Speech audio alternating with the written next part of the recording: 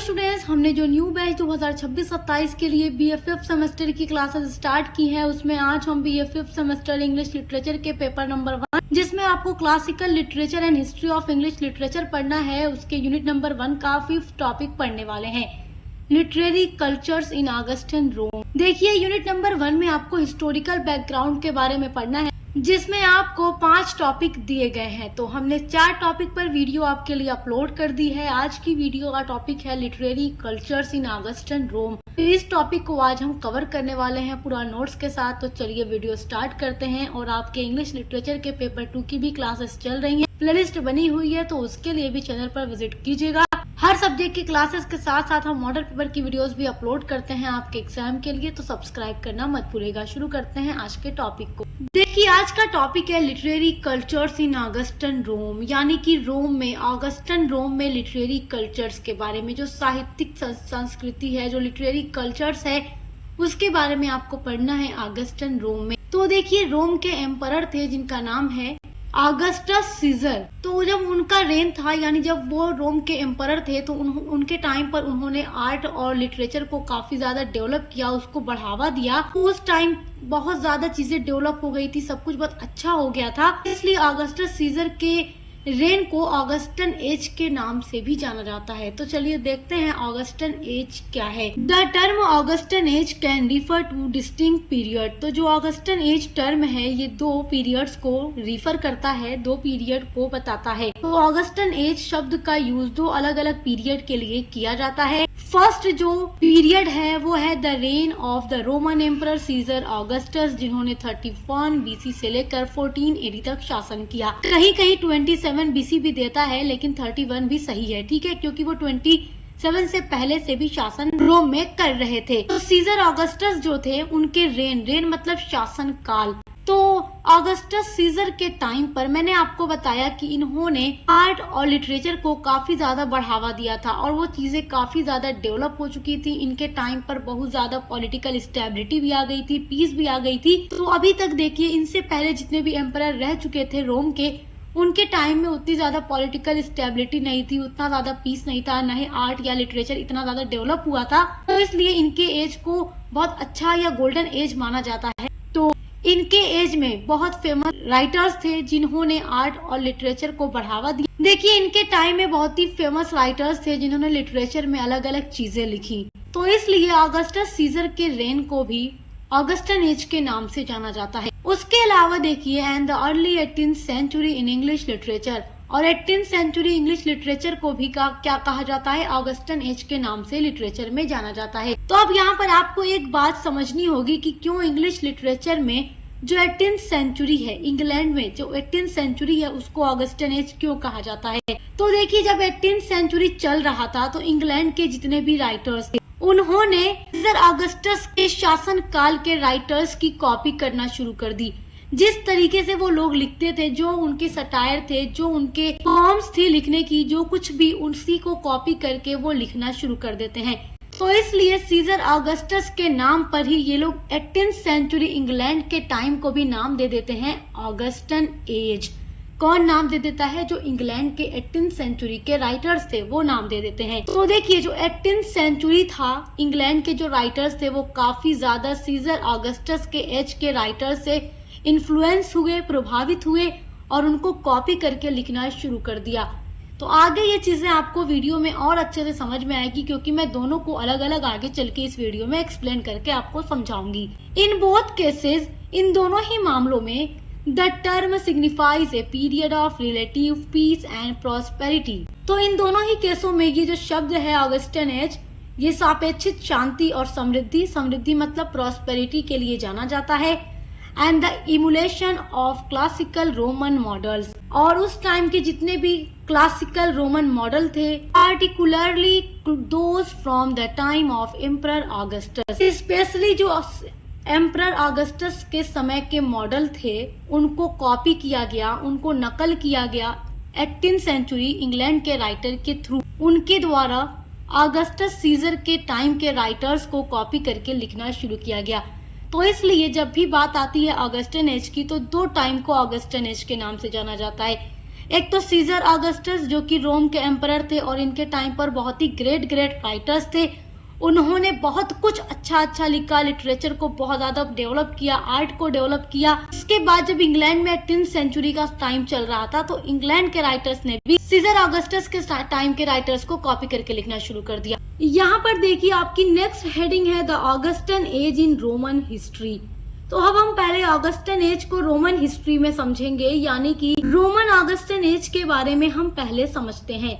तो आप एग्जाम में इस तरीके से हेडिंग डालकर लिख सकते हैं the Augustan age in Roman history, यानी रोम के इतिहास में ऑगस्टन एज कैसा है उसके बारे में पहले पढ़ेंगे।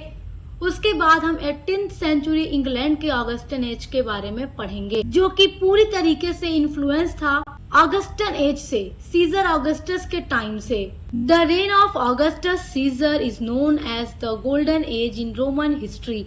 तो रोमन हिस्ट्री में ऑगस्टस सीजर के एज को गोल्डन एज के नाम से जाना जाता है, क्योंकि इनके एज में कॉमर्स जो है या आर्ट है, लिटरेचर है, ट्रेड है, सारी चीजें डेवलप हो गई थी और काफी ज्यादा पीस भी था, पॉलिटिकल स्टेबिलिटी भी थी। This age was marked by peace, stability and significant culture and literary achievement. और इस एज को पीस यानी शांति, स्टेबिलिटी यानी स्थिरता एंड सिग्निफिकेंट कल्चर और जो सांस्कृतिक, महत्वपूर्ण सांस्कृतिक और जो भी साहित्यिक उपलब्धियां हैं उनके लिए इस एज को जाना जाता है, क्योंकि इस एज में लिटरेचर भी काफी ज्यादा आगे पहुंच चुका था, स्टेबिलिटी भी आ चुकी थी, कल्चर भी बहुत अच्छा था, पीस भी उस समय रोम में था। The reign of Augustus brought an end to the Roman republic civil wars. और ऑगस्टन एज के टाइम पर रोमन गणराज्य में जो भी गृह युद्ध हो रहे थे उनका अंत हो गया।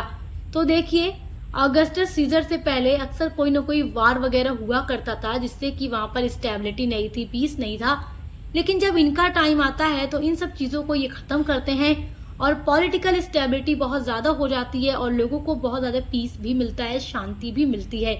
A sharing in the era of relative stability and prosperity। और ऑगस्टस सीजर के टाइम पर रोम में क्या होता है, स्टेबिलिटी आती है और प्रॉस्पेरिटी और समृद्धि भी आ जाती है, इसीलिए तो इनके एज को गोल्डन एज कहा जाता है। बात करें इस टाइम में लिटरेचर की तो it was an age of Virgil, Horace, Livy and Ovid.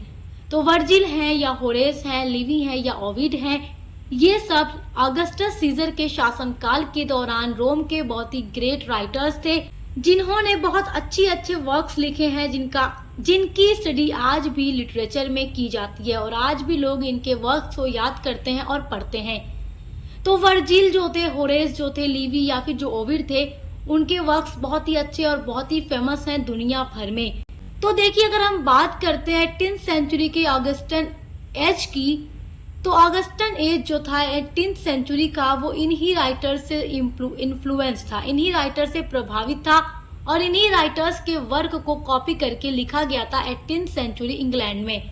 तो ये बात याद रखिएगा, ऑगस्टस सीजर के एज को ही रोमन हिस्ट्री में ऑगस्टन एज के नाम से जाना जाता है। अब आपकी अगली हेडिंग है 18th century England as the Augustan age in literature. 18th century England में एज द ऑगस्टन एज के नाम से इन लिटरेचर यानी साहित्य में। 18th century in England was the self styled Augustan age that is unequal to the age of Augustus Caesar. 18th century यानी 18वीं शताब्दी इन इंग्लैंड में was the self styled, self मतलब स्वयं, स्टाइल मतलब बनाया गया, ऑगस्टन एज। तो इंग्लैंड में 18th सेंचुरी में खुद के द्वारा बनाया गया ऑगस्टन एज था, दैट इज अनइक्वल, क्योंकि वो इक्वल है, बराबर है to the age of Augustus Caesar. तो 18th सेंचुरी के राइटर्स ने खुद इस एज को नाम दे दिया था ऑगस्टन एज, क्योंकि उस टाइम पर जो भी चीजें लिखी जा रही थी वो सब कॉपी करके लिखी जा रही थी, लैटिन लिटरेचर को ही कॉपी करके लिखी जा रही थी, रोम के लिटरेचर को कॉपी करके लिखी जा रही थी। वर्जिल, होरेस, ओविड, लिवी, इन सभी राइटर्स के वर्क्स को देख करके 18th सेंचुरी इंग्लैंड के राइटर्स ने लिखना शुरू कर दिया। तो इसलिए इंग्लैंड के उन राइटर्स ने अपने एज को नाम दे दिया ऑगस्टन एज, बिकॉज उनका जो एज था 18th सेंचुरी में, जो एज था बिल्कुल इक्वल था, बराबर था, एक जैसा था ऑगस्टस सीजर के एज की तरह। जो रोमन एम्परर ऑगस्टस सीजर थे उनके एज की तरह ये भी एज था, इसलिए इसको नाम इन्होंने खुद दे दिया ऑगस्टन एज। तो अगर आपसे पूछ दे 18th सेंचुरी ऑगस्टन एज के बारे में, तो आप इसी इंग्लैंड के ऑगस्टन एज के बारे में लिख कर आएंगे, और जब आपसे रोमन हिस्ट्री में ऑगस्टन एज पूछे तो आप इससे पहले जो पढ़े हैं अभी वो लिख कर आएंगे। और अगर आपसे केवल लिटरेरी कल्चर इन ऑगस्टन रोम के बारे में पूछे तो आप दोनों ही अलग अलग हेडिंग डालकर लिख सकते हैं, उससे नंबर आपको और अच्छा मिलेगा। The Augustan as of English literature, तो ऑगस्टन एज जो है इंग्लिश लिटरेचर में इज फेमस फॉर, ये बहुत ही ज्यादा फेमस है, प्रसिद्ध है, फॉर के लिए, सटायर यानी हास्य व्यंग के लिए, विट यानी बुद्धि, एंड रोमन फॉर्म्स यानी जो रोमन रूप थे उस टाइम के जितने भी अलग अलग जेनरेस थी उनको कॉपी करके लिखा गया। तो इसलिए 18th सेंचुरी का ऑगस्टन एज बहुत ही ज्यादा फेमस है सटायर के लिए, विट के लिए और रोमन फॉर्म्स के लिए। It is characterised by a focus on reason, order and balance, mirroring the classical ideals of the Roman Augustan period. और इस एज की विशेषता ये है, इसकी कैरेक्टरिस्टिक्स ये है कि ये फोकस करता है ऑन द रीजन, कारण पर या तर्क पर, ऑर्डर पर, व्यवस्था पर, या बैलेंस यानी संतुलन पर, मिररिंग द क्लासिकल आइडियल्स, और जो भी ऑगस्टन रोम के शास्त्रीय आदर्श हैं, जो भी क्लासिकल आइडियल्स हैं, उनको कॉपी करके लिखा गया, इसमें फोकस किया गया इस टाइम में। तो किन चीजों पर ऑगस्टन एज में फोकस किया गया? जितने भी नियो क्लासिसिज्म थे रोमन टाइम के, रोमन ऑगस्टन पीरियड के, उनको कॉपी किया गया, उनको देखा गया, उनके तरह लिखा गया। तो ये सब इस एज की खासियत है। Augustan writers often imitated works of Roman writers like Virgil, Horace and Ovid. तो ऑगस्टन राइटर्स जो थे यानी इंग्लैंड के ऑगस्टन एज के जो राइटर्स थे उन्होंने ऑफन प्राय इमिटेटेड मतलब नकल किया, वर्क्स यानी कार्यों को या उनकी रचनाओं को, ऑफ रोमन राइटर्स जो रोमन राइटर्स थे, like Virgil, Horace and Ovid. तो वर्जिल, होरेस एंड ओविड ये रोमन राइटर्स थे। ऑगस्टस सीजर जो एम्परर थे रोम के, उनके टाइम के ये ग्रेट राइटर्स थे।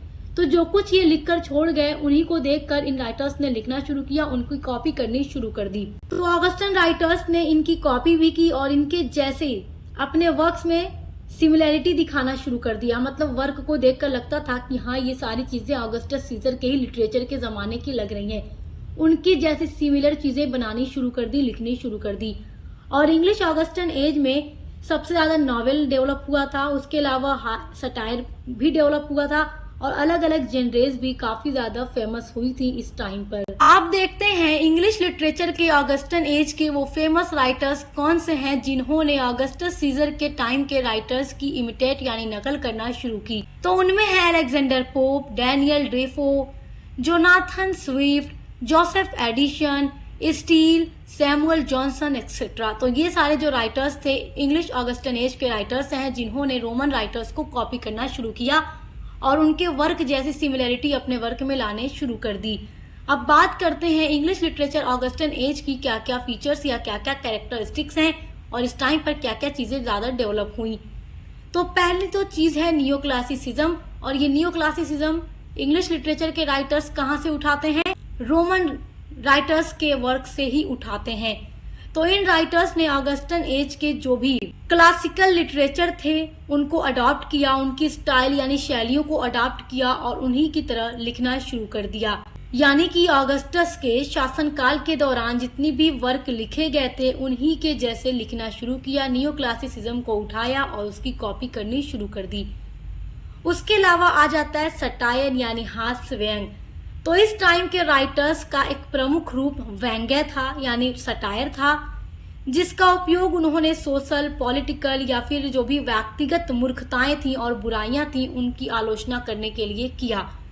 तो इस टाइम पर देखिए जो समाज के अंदर भी बुराइयां थी उनको उजागर करने के लिए, उनको दिखाने के लिए लिखना शुरू करते हैं अलग अलग वर्क को, और सटायर का यूज करके वो दिखाने की कोशिश करते हैं ताकि सोसाइटी के अंदर कुछ इम्प्रूवमेंट लाई जा सके। थर्ड जो फीचर है ऑगस्टन एज का वो है emphasise on reason and order, यानी कि तर्क और व्यवस्था पर इस टाइम पर जोर दिया गया।